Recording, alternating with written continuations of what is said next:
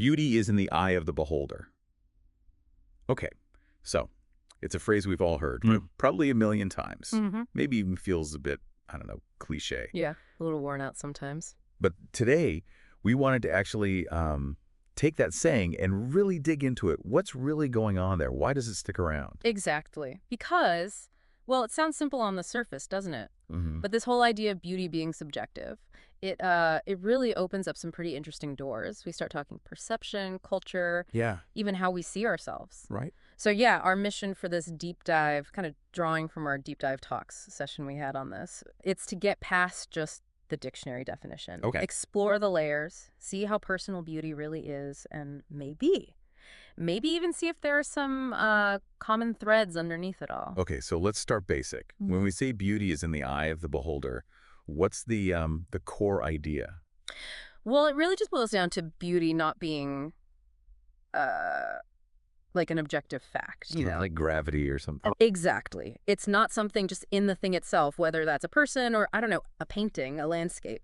Instead, it's how we see it, how each person perceives it, interprets it, what one person thinks is absolutely stunning. Someone else might just walk right past. Yeah. Or even dislike. Totally. And the source material had some great examples of this, actually. Very relatable stuff. Like, What? Like, think about a quiet, foggy forest. Okay? Okay. For one person, that could be just peak serene beauty. Peaceful, maybe a little mysterious, but beautiful. I can picture that. But someone else, same forest, same fog, it might feel creepy, unsettling, even a bit, scary. Yeah, definitely. The feeling is totally different. And it's not the forest changing, right? It's the beholder's reaction, their interpretation, their emotional response. And it goes beyond just personal taste. Yeah. In like one moment, doesn't it? Yeah. Because our ideas about beauty shift massively over time and across cultures. Oh, absolutely. What was considered, the ideal look in one era or one part of the world, it can be completely different somewhere else, or even just a generation later. The source mentioned body types, which is a really clear example. Right, yeah. We've seen these cycles, haven't we? Valuing more curves than maybe a much slimmer ideal. And now maybe there's a bit more of a move towards appreciating, I don't know, different kinds of natural shapes. Yeah, sort of celebrating diversity more. And it's interesting to think about why those shifts happen. It's not random. What do you mean? Well, think about societal values, maybe. Like, if you look back historically, periods where fuller figures were admired, could that connect to, say, wealth, abundance? Like, having enough to eat was a sign of status. Oh, okay. I see that. And then maybe conversely, when slimness becomes the ideal, it might tie into other ideas, like modernity, maybe discipline, fitness, stuff like that. And fashion and media just amplify whatever trend is current. Massively, yeah. The source definitely highlighted that. They play such a huge role in shaping what we collectively start to see as, well, desirable or beautiful. It's like there's this constant stream of messages telling us what should look good. But then, haven't we all had that experience where you meet someone and maybe they don't fit that, like, current mold perfectly, but their personality, it just completely shifts how you see them. They're incredibly kind or hilarious or just captivating. Oh, absolutely. And suddenly they seem really genuinely attractive. The source talked about that, didn't it? How inner qualities can sort of radiate. Yeah, radiate is a good word. That inner spark, that genuineness. Yeah. It really does impact our perception of physical appearance. The source was spot on there. It reminds you beauty isn't just surface level. Exactly. There's an emotional thing, an intellectual connection sometimes.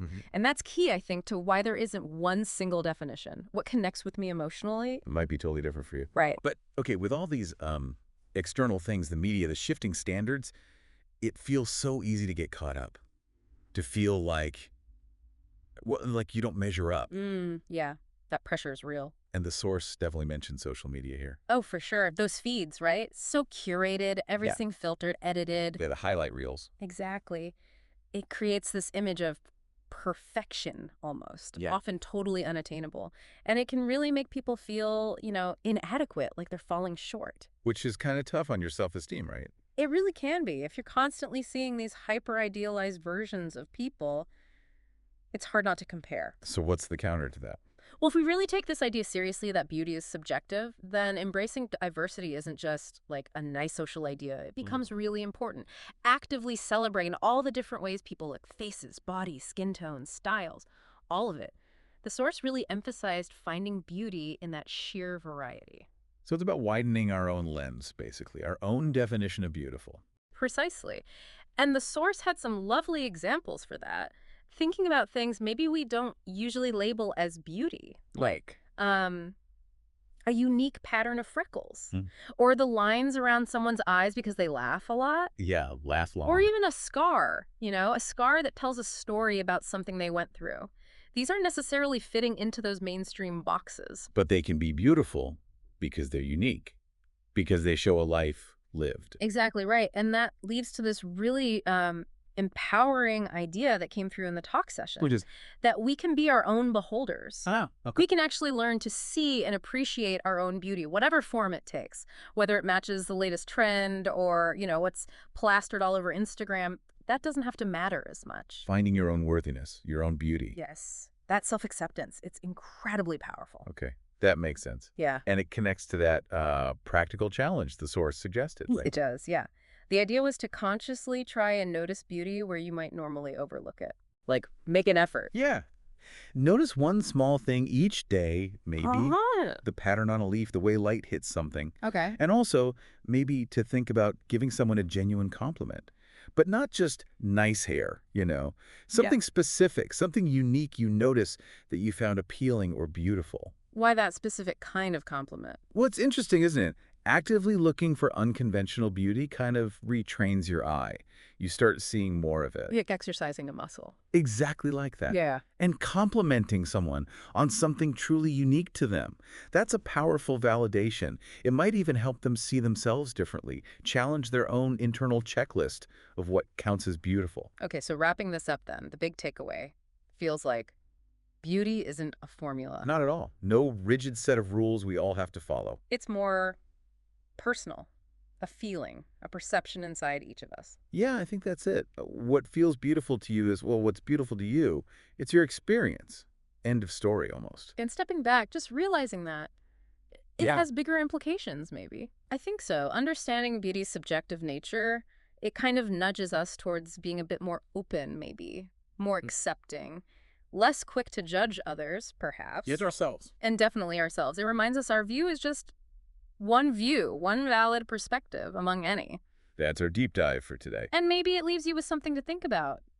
If beauty really is in your eye, how does knowing that change how you look at the world? And, maybe even more crucially, how you look at yourself. Perhaps spend a little time thinking about where your own ideas of beauty come from. What genuinely makes something beautiful just for you.